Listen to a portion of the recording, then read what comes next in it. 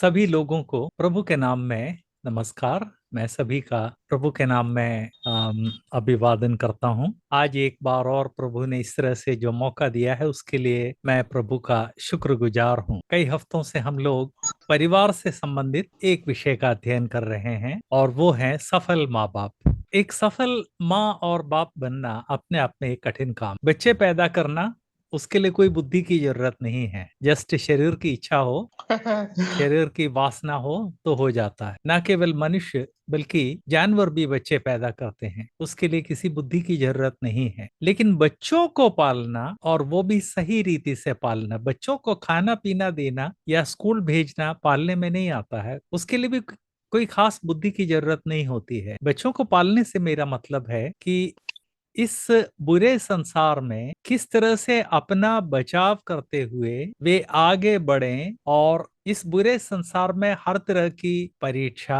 हर प्रकार का आकर्षण, हर प्रकार के लोभ से बचे रहे। इस मामले में मैंने पिछले हफ्तों में जो बातें बताई थी, मैं उनको फिर से क्विक रिव्यू करके आपको याद दिलाना चाहता हूं, जिसमें जो सबसे बड़ी बात है वो ये है कि गैर मसीही लोग कहते हैं कि जल्दी का काम शैतान का होता है। जब गैर मसीही लोग कहते हैं कि जल्दी का काम शैतान का होता है, तो मसीही लोगों को ये जल्दबाजी में जब शादी कोई करवाना चाहता है तो मसीही लोगों को अकल क्यों नहीं आती है। ये विशेष रूप से आज पिछले हफ्तों में मैंने जो कुछ बताया था उसमें से एक बात याद दिलाना चाहता हूं। सभी बातें याद दिलाना जरूरी है, लेकिन आप इसका वीडियो देख सकते हैं जिससे आप रिव्यू कर सकते हैं। लेकिन एक चीज जो मैं बार बार देख रहा हूं, इस हफ्ते भी मेरे पास जो प्रश्न आए थे, जिनमें से या जो लोगों ने अपने जीवन की समस्या सुनाई है, इनमें से कई ऐसे हैं जल्दबाजी में शादी करवा दी, अब पछता रहे हैं। और इस कारण माँ बाप जितने सुन रहे हैं उनको, और जो शादी की उम्र में युवा लोग प्रभु के वचन को सुन रहे हैं उनको, और जिनकी क्रमशः शादी होने जा रही उन सबको याद दिलाना चाहता हूँ, दुनिया की तुलना में हमको तो और अधिक बुद्धिमान होना चाहिए। जब दुनिया कहती है कि जल्दी का काम शैतान का होता है, तो हम चूंकि जो परमेश्वर के बच्चे हैं, हमें इस बात को हमेशा समझना चाहिए कि जल्दी का काम ना केवल शैतान का होता है, बल्कि शादी ब्याह के मामले में जल्दबाजी करेंगे तो चट मंगनी पट ब्याह, जिंदगी भर पछताना, ऐसा ही होगा। मैंने ऐसे विवाह प्रैक्टिकली देखे ही नहीं है जहां एक पार्टी को बड़ी जल्दी है शादी करवाने और शादी अच्छी हो गई हो। जहां भी एक पार्टी को जल्दी है, समझ लीजिए कि उस पार्टी के साथ कुछ तो गड़बड़ है। लड़के वाले जल्दी करते हैं तो मान के चलिए कि लुच्चा लड़का या तो लुच्चा है या लफंगा या ड्रग एडिक्ट है, और जो ड्रग एडिक्ट लड़का है उसको ज्यादा दिन सोबर नहीं रखा जा सकता, इसलिए लोगों को शादी की जल्दी है। या वो घर वालों को धमकी दे रहा है कि किसी लड़की के साथ वो भाग जाए। बाकी नाना मर रहे हैं, मामा मर रहे हैं, और इसकी दादी जो है मरने से पहले इसकी शादी देखना चाहती। ये सब सिर्फ नाटक। शादी नाना नानी को नहीं करना है, दादा दादी को नहीं करना है। जो मर रहा है उसको मरने दीजिए, दिल कठोर कीजिए और साफ साफ बोलिए कि दादा मर रहे हो या दादी मर रही हो। शादी तो हम अपने टाइम टेबल से करवाएंगे, और अपने टाइम टेबल से करवाने के पहले हमको जो जांच पड़ताल करनी है वो हम जरूर करेंगे। देखिए, शादी से पहले यदि कड़ाई से बोल दें तो शादी के बाद आजीवन जो दर्द है उससे मुक्ति मिल जाएगी। और मैं फिर से याद दिलाना चाहता हूं, मेरे प्रिय भाई बहन, अपने बच्चों की शादी जल्दबाजी में मत करवाएं। यदि लड़के के पक्ष वाले जल्दी के लिए जोर डालते हैं तो लड़का या तो लुच्चा है या लफंगा है या ड्रग एडिक्ट है या किसी लौंडिया के साथ भागने की तैयारी में, और लोग जो है शादी करवा के उसके पैरों में जंजीर डालना चाहते हैं। और यदि लड़की के पक्ष वाले जल्दबाजी करते हैं तो ये यकीन मानिए कि लड़की या तो छिनाल है या किसी के साथ भागने की तैयारी में है या मानसिक रूप से विकलांग है, कुछ तो है। आप पूछेंगे कि शास्त्री अंकल, आपने बड़े कड़े शब्दों का उपयोग किया। हाँ, मैंने कड़े शब्दों का उपयोग इसलिए किया कि मुझे जो कहना चाहिए था वे शब्द इतने कड़े हैं कि आप भी बर्दाश्त नहीं कर सकते। इसलिए जिन शब्दों का उपयोग करना चाहिए उसकी तुलना में कम कड़े शब्दों का उपयोग किया है। और यदि कम कड़े शब्दों के उपयोग के बावजूद आपको लगता है कि बड़े कड़े शब्द है, तो ये समझ लीजिए कि विवाह की वास्तविकता आज क्या है। विश्वासियों के परिवारों में विवाह की वास्तविकता ये है कि तमाम लड़के लड़कियां जो बदचलन हैं, जो बेरोजगार हैं, जो निकम्मे हैं, जो मानसिक विकलांग हैं, जो ड्रग एडिक्ट हैं, जो घर से भागकर शादी करने की तैयारी में हैं, जल्दबाजी में उनकी शादी करवा दी जाती है। लोग सोचते हैं, उनके माँ बाप सोचते हैं कि जल्दी से शादी करवा दो तो ये लड़का या लड़की सेटल हो जाएगी। हो सकता है उनकी ओर से उनकी सोच सही हो, लेकिन आपकी ओर आपके बच्चे का भविष्य है। मैंने आज तक बहुत शादियां देखी हैं जहां जल्दबाजी की जा रही है, उसमें प्रैक्टिकली कोई भी शादी जो है वो शुभ हुई हो ये मैंने नहीं देखी। तो इसलिए कम से कम दुनिया से एक कदम आगे सोचिए। यदि दुनिया कहती है कि जल्दी का काम शैतान का है, तो आप उससे एक कदम आगे सोचिए और आप ये तय कर लीजिए कि जल्दबाजी हो तो जरूर यहाँ पर कोई गड़बड़ है, मैं अपने लड़के या लड़की की शादी यहाँ नहीं करवाऊंगा। आप कहेंगे कि शास्त्री अंकल आजकल लड़के लड़की कहाँ मिलते हैं। ये बहुत ही बेकार और वाहियात बात। जो माँ बाप निकम्मे और कामचोर हैं, जो अपने दड़बे से बाहर निकलकर चार भाइयों से बात करके अपने बेटे या बेटी के लिए जांच पड़ताल या इंक्वायरी करने के लिए तैयार नहीं है, ये उन माँ बापों का कहना है कि आजकल लड़के लड़की नहीं मिलते हैं। आज से 41 साल पहले जब मैंने शादी की थी, तब यदि कोई कहता कि उत्तर भारत में लड़के लड़की नहीं मिलते हैं, तो उसमें काफी सच्चाई थी, क्योंकि उस समय उत्तर भारत में सब मिलाकर 100 से भी कम मंडलियां थी। उत्तर भारत से मेरा मतलब है मध्य प्रदेश, राजस्थान, उत्तर प्रदेश, बिहार, उड़ीसा, सब मिलाकर आज से 41-42 साल पहले 100 से कम मंडलियां रही होंगी। आज स्थिति यह है कि उत्तर भारत में ब्रदरन मंडलियों की संख्या कई सौ में है और उत्तर भारतीय विश्वासियों की संख्या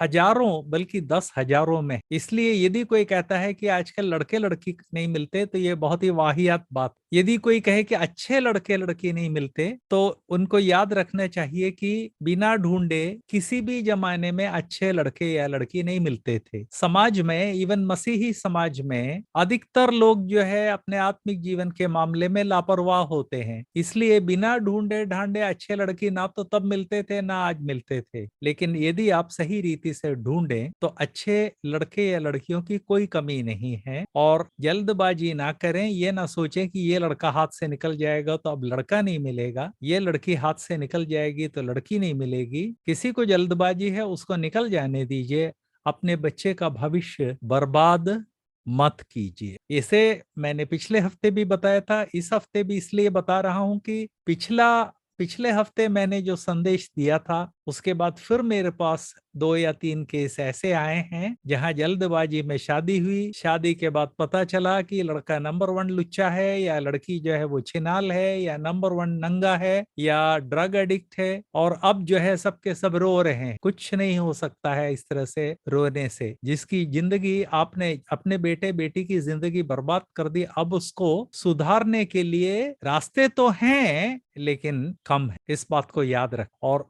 सुधारने के लिए जितनी हिम्मत चाहिए, जो रीढ़ की हड्डी होनी चाहिए, वो हम में से बहुतों के पास नहीं है। वरना अच्छे अच्छे जो है वो सुधर जा सकते हैं। और आजकल तो नियम और कानून इस तरह से बना दिए गए हैं कि इस तरह से यदि कोई बेईमानी करता है तो आप बड़े आराम से बेईमानी करने वालों के और उनके लड़के या लड़की की नाक में नकेल डाल सकते हैं।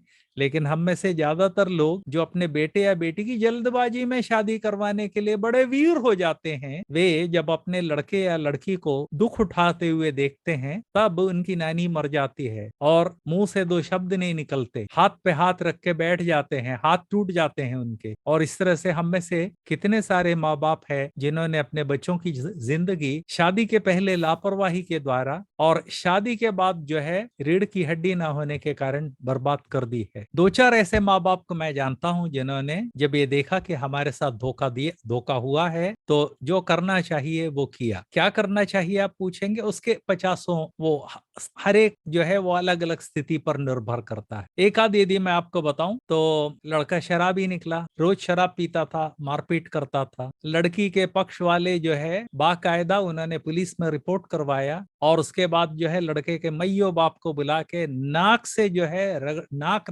रगड़ के उनसे लिखवा लिया कि लड़के को तुरंत जो है इलाज के लिए भेजेंगे और लड़के ने कोई भी हिंसा की तो वो माँ बाप की जिम्मेदारी है। लड़के को ये बता दिया कि बेटा आइंदा तूने शराब को हाथ लगाया या इस लड़की शराब पी के जो है लड़की पे हाथ उठाया तो जिंदगी भर तू सड़ेगा जेल में। इसके लिए हमारे पास नियम और कानून है। इस तरह से सुधरे हुए कई केस मैंने देखे, लेकिन उसके लिए सवा शेर का दिल होना चाहिए जिससे कि आप उसके लिए एक्शन ले सकें। लेकिन मेरा सवाल यह है कि जब बीमारी को दूर रखा जा सकता है तो फिर इलाज करने की क्या जरूरत है? जब आपके बच्चे या बच्ची को इस तरह की मुसीबतों में फंसने से बचाया जा सकता है तो काहे को मुसीबत में फंसने के बाद बचाएं, क्योंकि घाव तो जिंदगी भर रहता है। यदि उस व्यक्ति के साथ फिर जिंदगी बितानी पड़ती है तो घाव तो जिंदगी भर रहता है। इन सब बातों को याद रखकर मैं जो बार बार आपको बता रहा हूं वो ये है, जल्दबाजी ना करें। बेटे या बेटी की शादी में जांच पड़ताल के लिए 3 महीने का समय लें। एंगेजमेंट के बाद आप भले ही शादी जल्दी करवा दें, और वैसे भी एंगेजमेंट के बाद बहुत लंबी अवधि देना अच्छा नहीं है, लेकिन एंगेजमेंट के पहले साफ साफ बताइए कि भैया हम तो जांच पड़ताल करेंगे,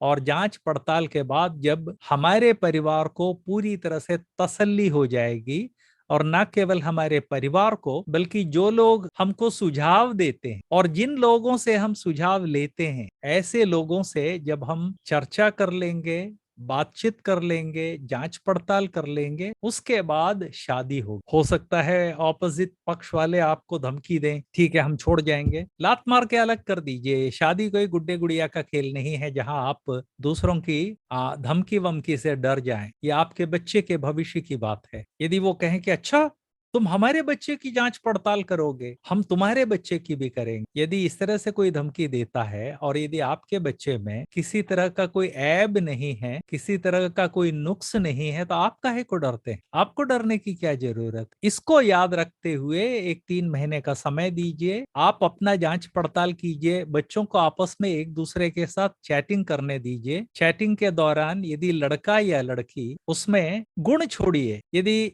मैंने जो बताए वे अवगुण निकल आते हैं तो शादी तुरंत कैंसिल कर दी। आप कहेंगे कि गुण भी तो देखना है। जी नहीं, गुण की तुलना में अवगुण जो है उसको ज्यादा देखना होता है। ये क्यों? इसलिए कि मसीही समाज में एक बड़ी गलतफहमी है कि शादी के बाद सब ठीक हो जाएगा। मैंने 50 केस देखे हैं जहां लड़का लुच्चा था, लड़की के घर वाले कहते हैं कि अरे ये बिटिया तू जो है उसके पैरों में जंजीर डाल देगी वो सही हो जाएगा। ऐसा कुछ नहीं होता है, बल्कि वो आपकी बिटिया के गले में जंजीर डाल देगा, उसके मुंह को टेप से बंद कर देगा, उसके हाथ पैर बांध के डाल देगा, वो लुच्चाई में जो है वो जारी रखेगा। उसी तरह से यदि लड़की बदचलन है तो शादी के बाद तो उसको लाइसेंस मिल जाता है बदचलने के लिए। शादी के बाद बदचलन, लुच्चा ये अच्छे नहीं हो जाते बल्कि और बुरे हो जाते हैं। और ये आज का अनुभव नहीं है, हजारों सालों से मनुष्य की जिंदगी में ये देखा जा रहा है कि यदि लड़का लड़की दोनों ही अच्छे हों, सद चलन हो, तो शादी के बाद वे और अच्छे हो जाते हैं, और समर्पित हो जाते हैं, और अधिक प्रभु की निकटता में चले जाते हैं। लेकिन यदि दोनों में से एक व्यक्ति बदचलन हो, लड़का या लड़की यदि बदचलन हो, नालायक हो, निकम्मा हो, कामचोर हो, तो शादी के बाद वो और नालायक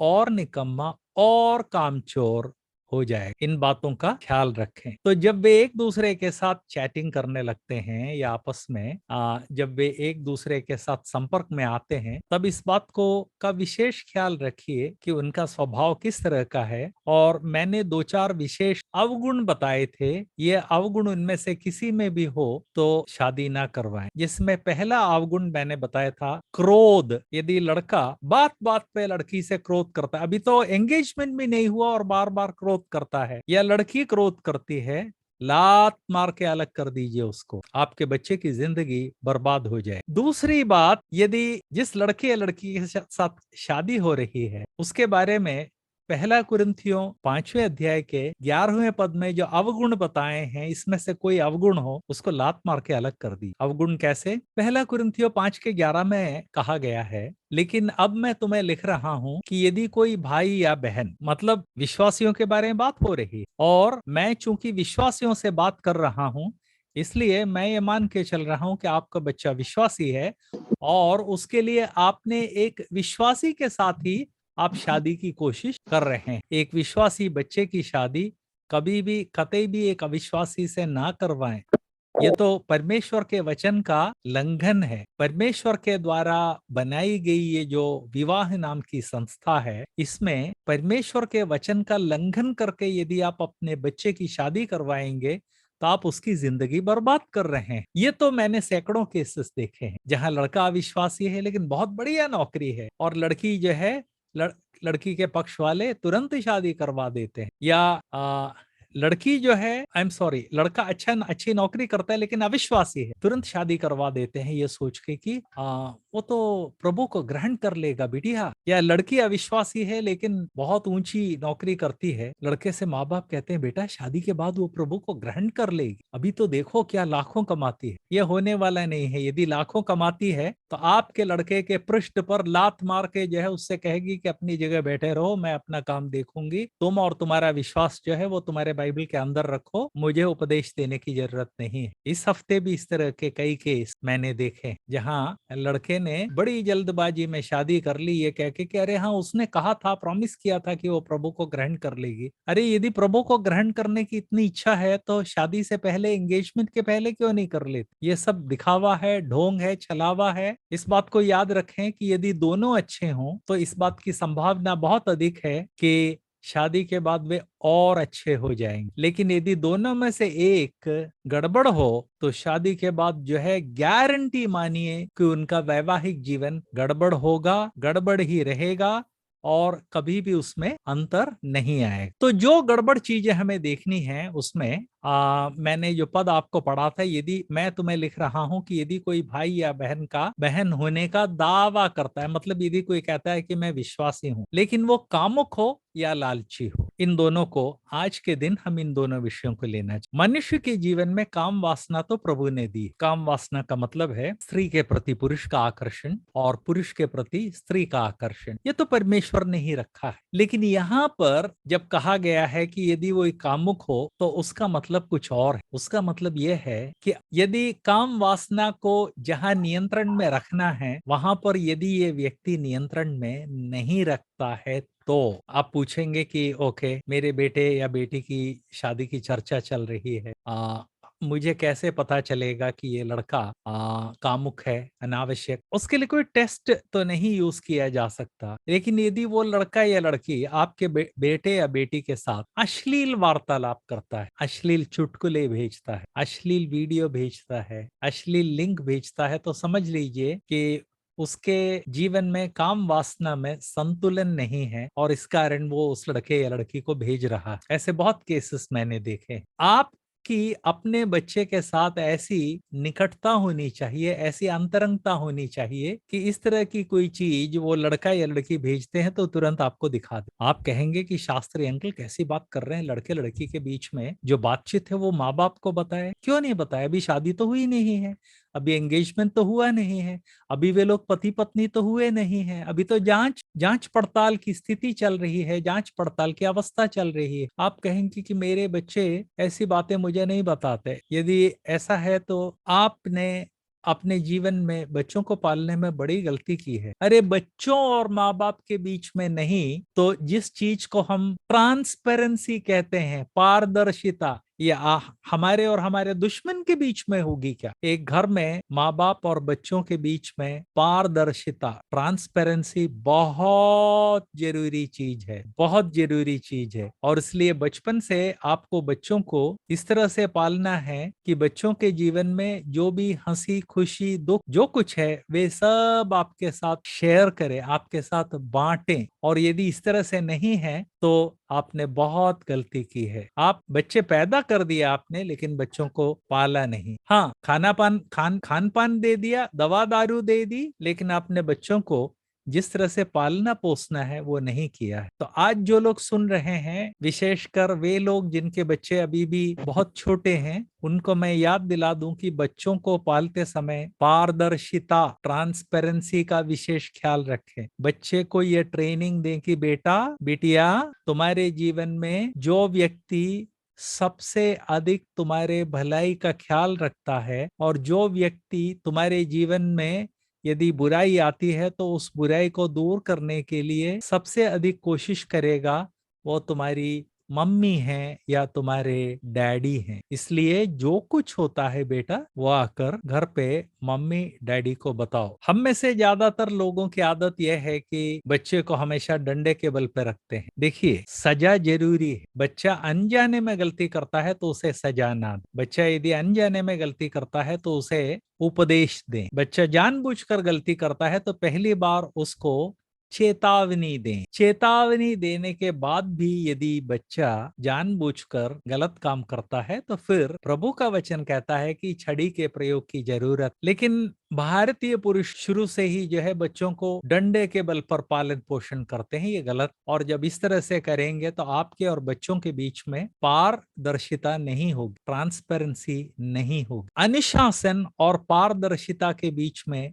एक संतुलन बनाए रखना बहुत बहुत जरूरी है। इस बात को याद रख। आप कहेंगे कि जहां पर हम बच्चों को जैसे ही अनुशासित किया वैसे ही पारदर्शिता खत्म हो जाएगी, ये आपकी गलत फहमी है। मैं इस घर में दो मेरे बच्चे हैं, मेरा बेटा मेरी बेटी, दोनों ही इस समय दोनों ही आए हुए हैं। बेटी आई हुई विदेश से, बेटा उससे मिलने के लिए आया है। और मेरा अनुमान है कि वे लोग इसे सुन रहे हो, क्योंकि जब भी वे घर पे होते हैं और मैं यहाँ ऊपर लाइब्रेरी में आके संदेश देता हूँ तो उधर नीचे सबके मोबाइल चालू हो जाते हैं और उनकी माँ सुनती है, वे लोग सुनते हैं। और उनके सुनते हुए मैं आपको छाती ठोक के बताना चाहता हूँ, मैं तो अनुशासन देता था अपने बच्चों को। मैंने तो छड़ी की बात बोली, लेकिन मैं तो बिजली का हंटर यूज करता था। बिजली नहीं, बिजली का जो तार है वो यूज करता था। लेकिन बच्चों के और मेरे बीच में पारदर्शिता में कोई बाधा नहीं आई, तब भी नहीं आई, अभी बाधा नहीं आई। बेटा 40 का हो चुका है, बिटिया 38 की हो चुकी है। अभी भी जब मुझसे बात करते हैं तो दिल खोलकर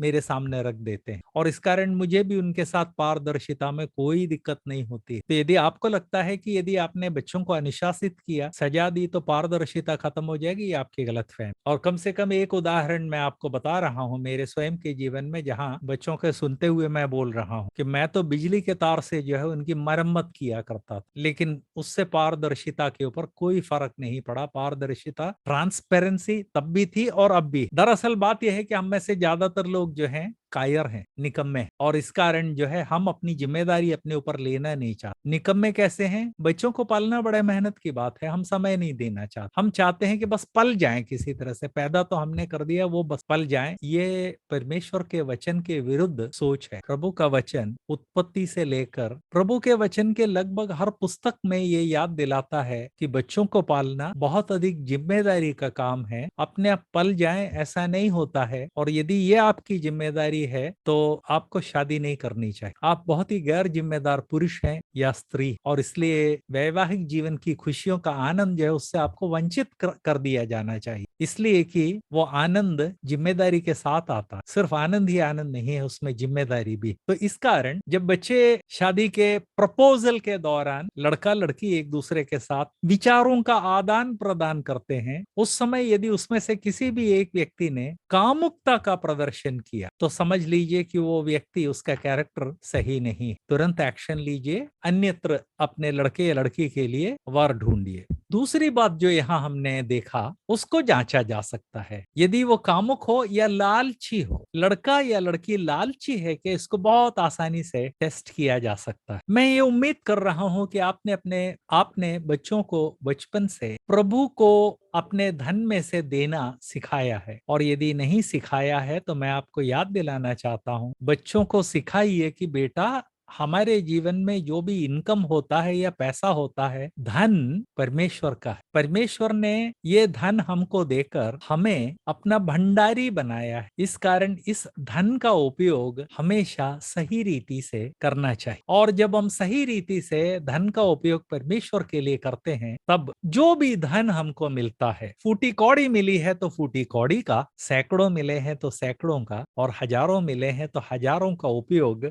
परमेश्वर के लिए करना जरूरी है। बचपन से ये बात बच्चों को सिखाई। मुझे जिंदगी में पहली बार इनकम जब हुई तब मैं 5वीं में पढ़ता था। जब मैं 5वीं में पढ़ता था तब ग्वालियर में एक मसीही पुस्तकशाला थी, एक अंग्रेज पुस्तकशाला चलाते। तो उन्होंने मुझसे कहा कि एक काम करो जॉनसन, छुट्टियां हैं, तुम पुस्तकशाला से गॉस्पेल ले लो। उस समय एक गॉस्पेल, तब मत्ती, मरकुस, लूका, यूहन्ना ये अलग अलग प्रिंट करके बाइबल सोसाइटी देती थी। तो उन्होंने कहा कि जॉनसन एक गॉस्पेल 10 पैसे का है, मैं तुमको 5 पैसे में दूंगा। 5 पैसे में उस समय 1 किलो टमाटर आ जाता था, ये बात मैं आपको बता दूं। लेकिन इसके बावजूद एक पुस्तक के लिए वो बहुत बड़ी राशि नहीं। उस समय एक औसत पुस्तक जैसे वेताल, पराग, नंदन, ये पत्रिकाएं उस समय बहुत कॉमन थी, ये 50 पैसे के आते थे, इसलिए 10 पैसे में पुस्तक काफी कम कीमत थी। उन्होंने मुझसे कहा कि एक काम करो, मैं तुमको 100 पुस्तक दे दूंगा, तुम इन पुस्तकों को छुट्टी के समय घर के बाहर खड़े होके बेचो,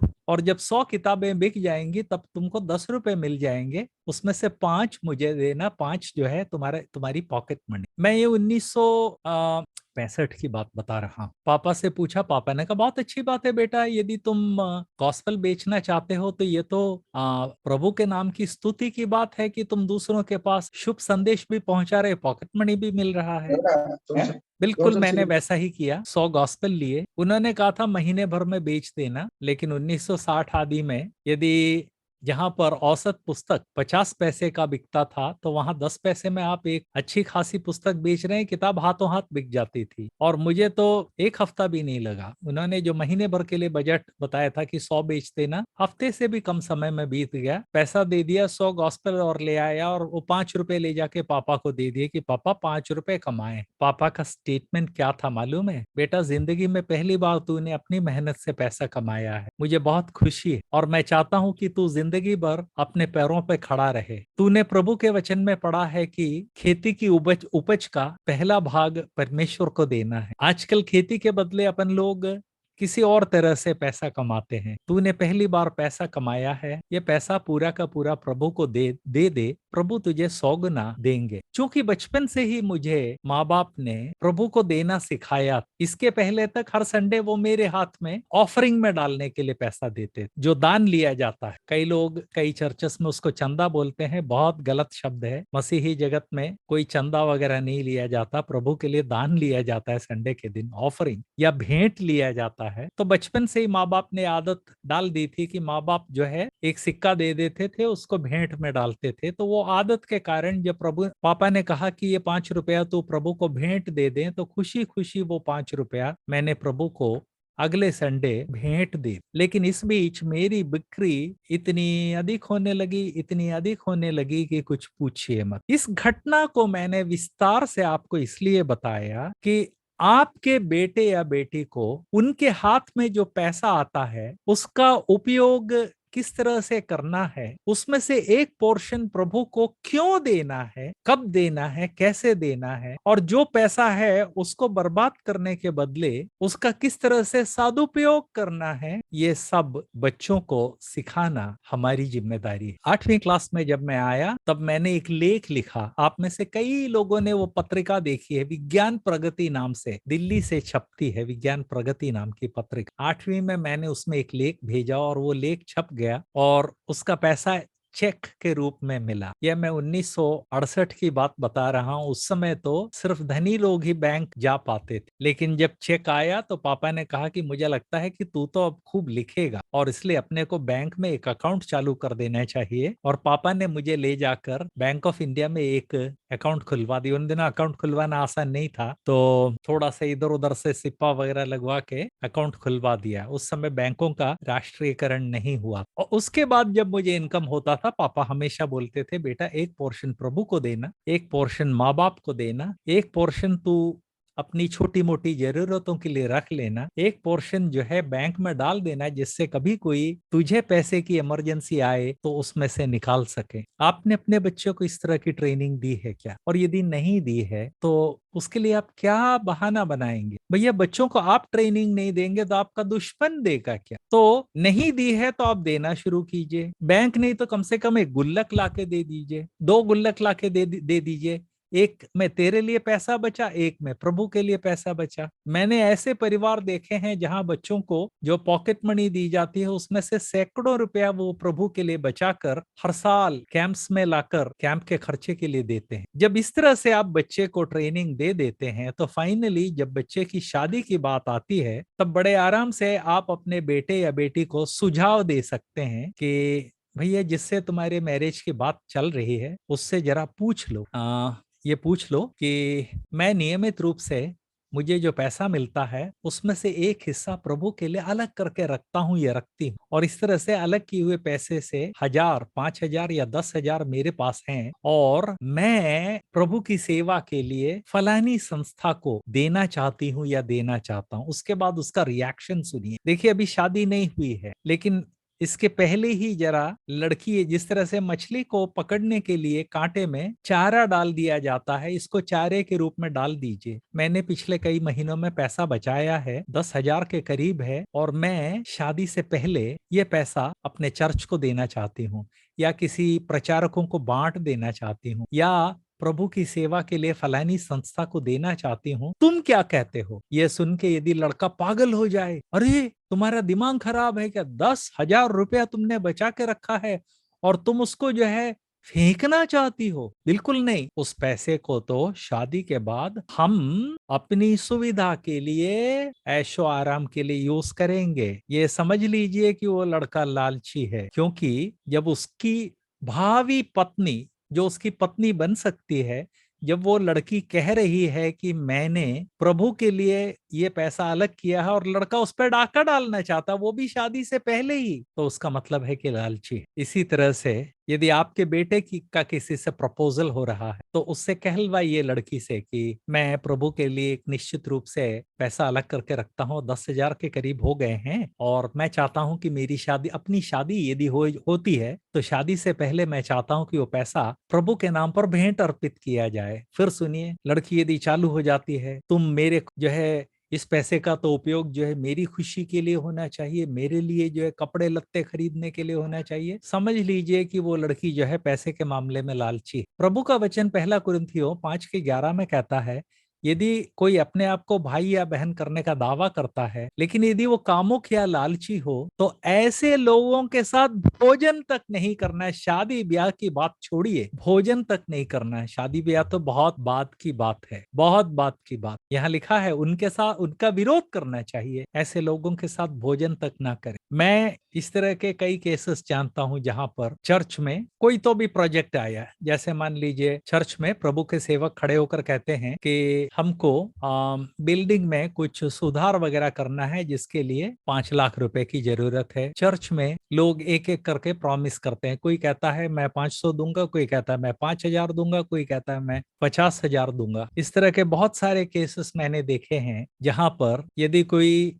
पति या पत्नी कह देता है कि मैं इतना पैसा दूंगा या दूंगी, तो उसके बाद तो घर में, उस दिन तो घर में महाभारत हो जाता है, बल्कि चर्च से निकलते ही वहां नाटक चालू हो जाता है। तुमसे किसने कहा कि पैसा दो? मुझसे पूछे बिना क्यों दिया? मैं नई घड़ी खरीदना चाहता था और तुमने वो पैसा चर्च को दे दिया, या मैं नई साड़ी जो है तो खरीदना चाहती थी, तुमने वो पैसा चर्च को दे दिया। ऐसे स्वार्थी व्यक्ति के साथ जो प्रभु के लिए अलग किया हुआ पोर्शन, उसके पति ने या पत्नी ने, शादी के बाद की बात कह रहा हूं, पति ने या पत्नी ने प्रभु के नाम पर जो पैसा अलग करके रखा है, उस पैसे पे डाका डालने की कोशिश की, तो वैवाहिक जीवन में क्या खुशी। इसलिए विवाह से पहले यदि ये पता चल जाता है कि लड़का या लड़की कामुक है, कामुक से मतलब सामान्य काम वासना से नहीं है, यदि वो कामुक है मतलब लुच्चा है, लफंगी है, या यदि वो पैसे के मामले में लालची है, तो ऐसे व्यक्ति के साथ तो भोजन तक नहीं करना चाहिए, और आप शादी करवाने की सोच रहे हैं अपने बच्चे की। बल्कि यदि लड़का या लड़की ये जवाब दे कि अच्छा तुम 10,000 तुमने अलग करके रखे हैं, ये तो बहुत अच्छी बात है, मैंने भी कुछ पैसा अलग करके रखा है,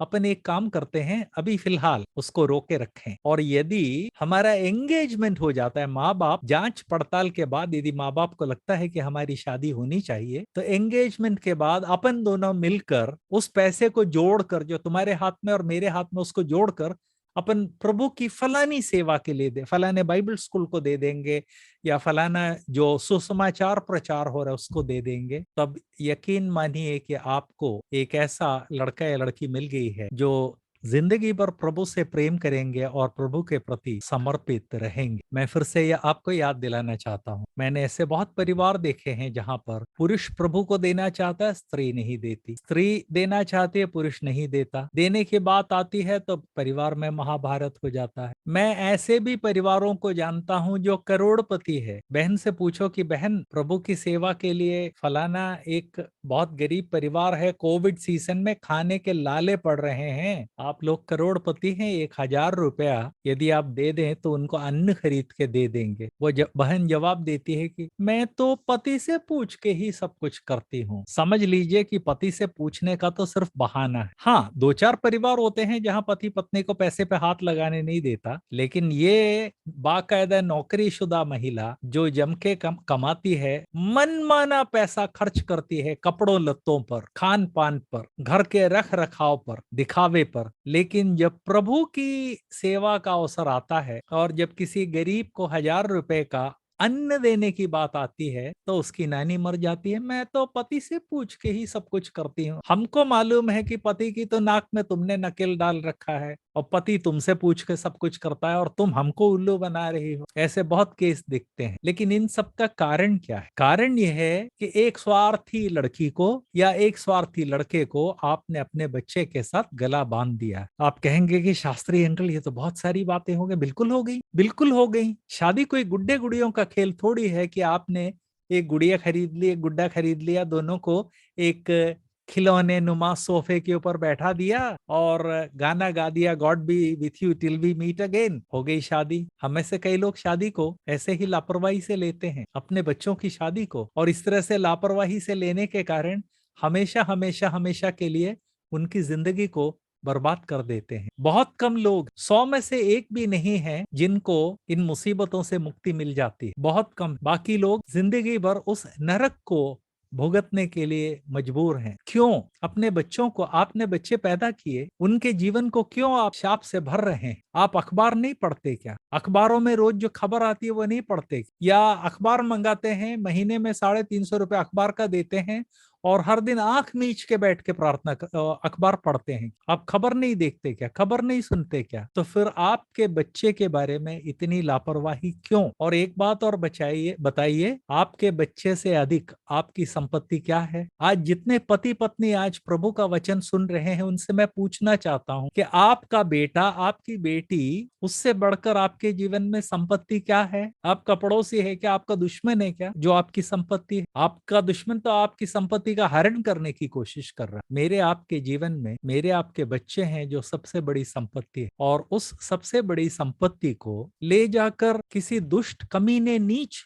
लुच्चे, लफंगे या छिनाल के हाथ में दे रहे हैं, जिंदगी भर उसका जीवन नरक कर रहे हैं। ऐसा ना करें। मैं अक्सर जब खरीदारी के लिए जाता हूं तो मुझे बहुत ताज्जुब होता है। जो क्लासिक केस मेरे हाथ में है, पिछले दिनों जब मैं पेंट खरीदने के लिए गया, वहां गए, मैंने कहा कि एशियन पेंट्स का या ब्रिटिश का जो प्लास्टिक एमल्शन है दिखाओ। उसने दिखाया, मैंने देखा, कलर मैच किया, खरीद लिया। मेरे एक मित्र की दुकान है, मैं अक्सर खरीदारी के साथ साथ मित्र के साथ खड़े होकर कुछ देर बात करता हूँ। मुस्लिम है, इसलिए अपना स्नेह प्रदर्शन करता हूं, जिससे कि वो मेरे विश्वास को देखे, जांचे परखे, मेरे द्वारा बताए गए संदेश को सुने। मैं इस पूरे दौरान देख रहा था, मेरे आने से कम आध घंटे पहले एक डुकरिया आई और दुकान में जो असिस्टेंट है उससे आधे लीटर का पेंट खरीद रही थी। मैंने 40 लीटर पेंट खरीदा, 40 या 50। मुझे 5 मिनट नहीं लगे। डुकरिया आध घंटे से उस लड़के का दिमाग खा रही और उसके बाद जो है और भी आध घंटे खड़ी रही। कितने कितने प्रश्न उसने पूछे।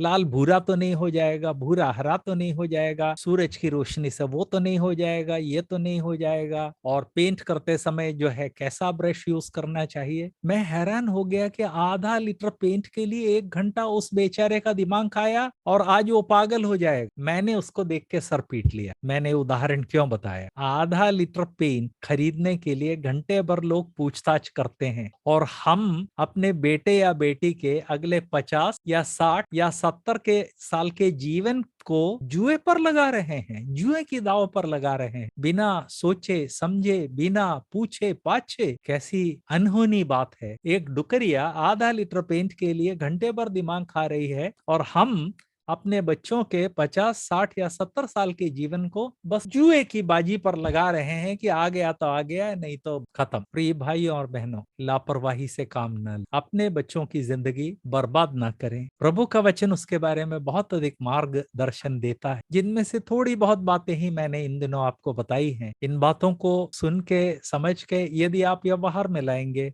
तो आपके बच्चे बच जाएंगे, उनकी जिंदगी खुश होगी, आप भी खुश होंगे।